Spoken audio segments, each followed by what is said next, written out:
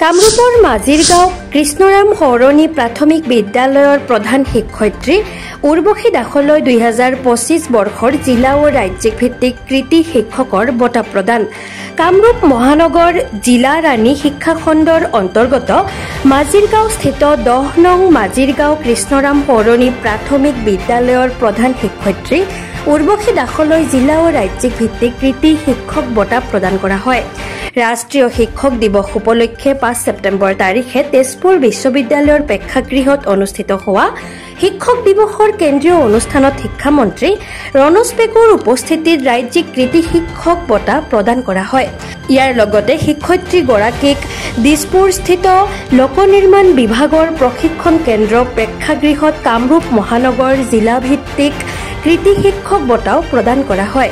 শিক্ষয়িত্ৰীগৰাকীক ৰাজ্যিক আৰু জিলাভিত্তিক 2025 বৰ্ষৰ কৃতি শিক্ষক বঁটা প্ৰদান কৰাৰ পিছতে শিক্ষানুষ্ঠানৰ লগতে মাজিৰগাঁওবাসী ৰাইজ উৎফুল্লিত হৈ পৰে।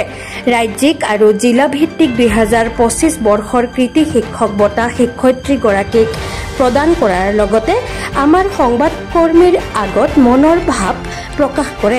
মোৰ নাম শ্ৰী উৰ্বশী দাস। মই 10 নম্বৰ মাজিৰগাঁও কৃষ্ণৰাম সৰণী প্ৰাথমিক বিদ্যালয়ৰ প্ৰধান শিক্ষয়িত্ৰী দায়িত্বত আছো।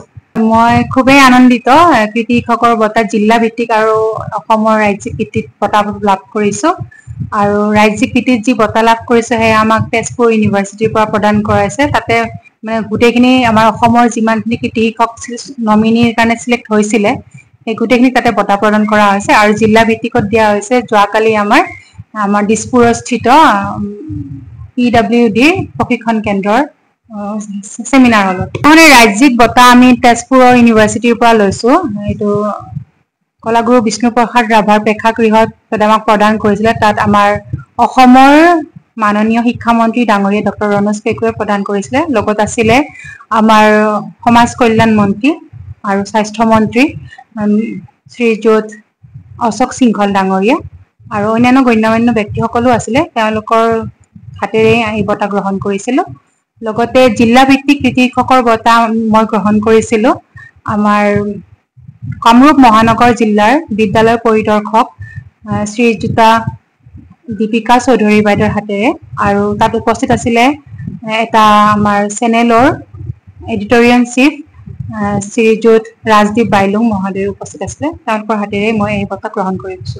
অনুভৱটো খুবেই ভাল, যিহেতু মই এইবাৰ প্ৰথমেই মই এপ্লিকেশ্যন কৰিছিলো আৰু এপ্লিকেশ্যন কৰোঁতে জিলা ভিত্তিক আৰু ৰাজ্যিক ভিত্তিত যে মই বঁটা পাবলৈ সক্ষম হৈছো মই খুবেই আনন্দিত। মই ভবা নাছিলো অৱশ্যে, মই ভাবিছিলো যে জিলা ভিত্তিকত থাকিলেও অন্তত ৰাজ্যিক ভিত্তিত মই নাপাম চাগে, কিন্তু ৰাজ্যিক ভিত্তিত যেতিয়া মই প্ৰথম নামটো দেখিছিলো মই খুবেই আনন্দিত হৈছিলো। এই বঁটাটোৰ কাৰণে যেতিয়া আমাৰ চাকৰি জীৱন 10 বছৰ হয় তেতিয়াহে আমি ইয়াৰ বাবে মানে এপ্লাই কৰিব পাৰো। মোৰ এই 13 বছৰ হ'ল। মই 2012 চনতে আচলতে চাকৰি পাইছিলো।